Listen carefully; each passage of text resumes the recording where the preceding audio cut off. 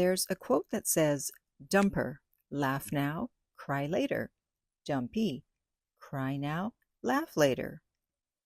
And even though you think your ex, or know that your ex is happy about the breakup and they're doing great, doesn't mean it's always going to be that way. As time goes by, there's a very good chance they'll eventually start to feel worse. And you will start to feel better, as hard as it may be to believe right now. How is this possible? Well, stay tuned and you'll find out. Hi, this is Lucia with The Art of Love.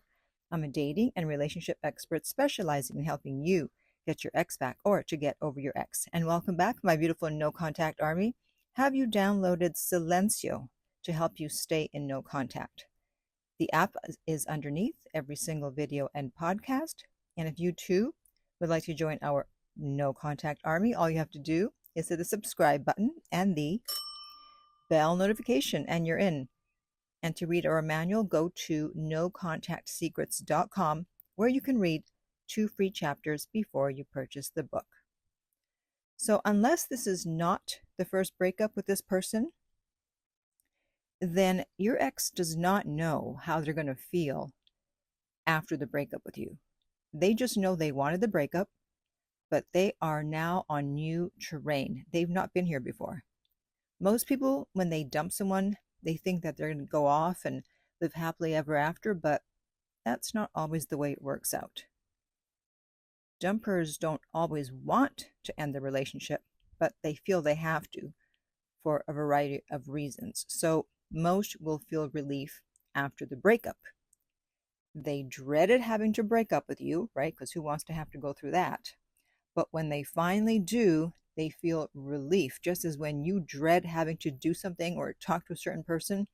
And then when you finally do, you're like, whew, so glad that's over with. I'm so relieved. Even if the interaction didn't go well, you're just relieved it's now behind you, right? So they're relieved they got that over with, and they're relieved that they're no longer in a relationship where they weren't happy. Now, there are some dumpers who don't immediately feel relief, and they will actually be feeling bad right after the breakup. And these are the people who will reach out to you sooner rather than later. You'll hear from them within a few days or a few weeks, and that's usually because they feel guilty about hurting you, and they're hoping that you're doing okay so that they can go off on their merry way without feeling bad. It doesn't mean that they want to get back together unless it was a fake breakup to get you to do something or not do something. And even if it was a fake breakup, they are still the ones who need to say that they've changed their mind and they made a mistake. You can't ask for them. And I've done a video on fake breakups, and I will put the link up on YouTube. So while they feel relief, you unfortunately feel out of control, which is why if you have an anxious attachment style, you chase your ex after the breakup. People with a secure or an avoidant attachment style may also feel out of control, but they channel that energy in different ways. They don't reach out to their ex. But you know, the relief stage, it does not last forever. It eventually passes. It will eventually lose its shine, as does everything. They're going to begin to realize that the single life isn't what they thought it would be, or the rebound is not someone who's going to be able to replace you.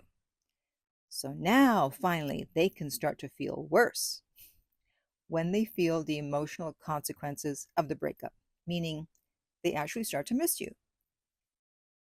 There's no way that you can be with someone for years or even months and not miss them when they're no longer in your life. At some point, at some time, they're going to start to miss you. And this happens when they get triggered. You have triggers and you want to reach out, right? You probably have triggers every day and you want to reach out. So why wouldn't they? And this can be anything from a song that reminds them of you, or of a fun time you share together, a location, a movie, a food, anything.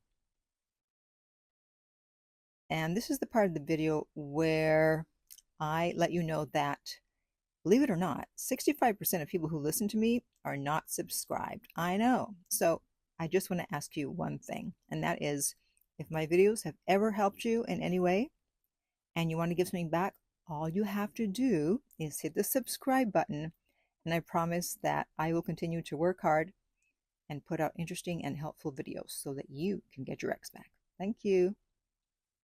Okay, so continuing on. They will finally feel the consequences of breaking up with you. But you need to let them get to that point by getting into no contact and staying there. Because if you get impatient, like most people do, and think that they're not going to reach out and you contact them, you've just set yourself back and you're going to have to start the count all over again. For all you know, they could have been at the point of breaking and they were going to reach out tomorrow or next week. Keep in mind that water boils at 100 degrees Celsius, but it does not boil at 98 degrees Celsius. Those last couple of degrees make all the difference. So if you take the pot off the stove at 98 degrees because you're impatient, it hasn't started to boil yet, it's going to cool off. And now you're going to have to start all over again. So same thing with contacting your ex before they get to the point where they get triggered and start to miss you. That's why it's imperative that you get into no contact and stay there no matter what. Now, on top of missing you, your silence is a blow to their ego. When they broke up with you, they figured they could get you back at any time if things didn't go as planned in their new life. You were an option. However, your silence is now making them doubt whether they could even get you back. And the confidence they once had, it's starting to diminish. Maybe they're not as amazing as they thought they were. Or maybe you weren't as into them as they thought you were. Otherwise, why are you not reaching out? How could you possibly just be moving on with your life? Especially if at first you were upset at the breakup. Are you faking it until you make it? Or are you truly over them? These thoughts are going to invade their mind and they'll want to know the answers. And that's when you'll hear from them. Usually in the form of a breadcrumb because, of course, they don't want to be vulnerable. But you're going to be a good little soldier and you're not going to respond to a breadcrumb. And that's going to be an even bigger blow to their ego. They were 100% certain that if they reached out, you would respond. Even if they just said, hey, or how's it going? Which is what they usually do. And yet on your side, it's radio silence. Now they're starting to panic. If they're anxious or anxious avoidant, they may call you a bunch of times in a day. Or the more likely scenario is that they'll wait a couple of weeks and try again, hoping that in the meantime, you will reach out. But of course, you're not going to, because you're working on your attachment style and you're leveling up and you do not have time for breadcrumbs. You'll delay them missing you and quote unquote crying later if you don't leave them alone and get into no contact. That's why you want to get into it as soon as possible. They have to feel your absence, and they can't do that if you're not absent, right? Any type of you reaching out to them, even if it's only once a month, or anything that lets them know you may still be interested, such as watching their story, even if it's accidental, it's breaking no contact, and you have to start the count all over again. So if you have my Silencio app, you can just reset the counter back to 0. So let time do its thing. Let them get past the relief stage of thinking they're going to have a great old time being single or moving on. And eventually they'll experience the consequences of the breakup. They'll start to feel worse. They'll miss you. Their ego will have taken a hit. In the meantime, you've been working on your attachment style, right? You've been working on your attachment style. You've begun to level up, work out, and you're feeling better. And that's when you'll hear from them. And if you want to know how long each stage is going to take, because I know that's your next question, I, of course, have done a video on that, and I'll put the link on YouTube. So now I'm going to hear from you. How long have you been in no contact, and how is it going?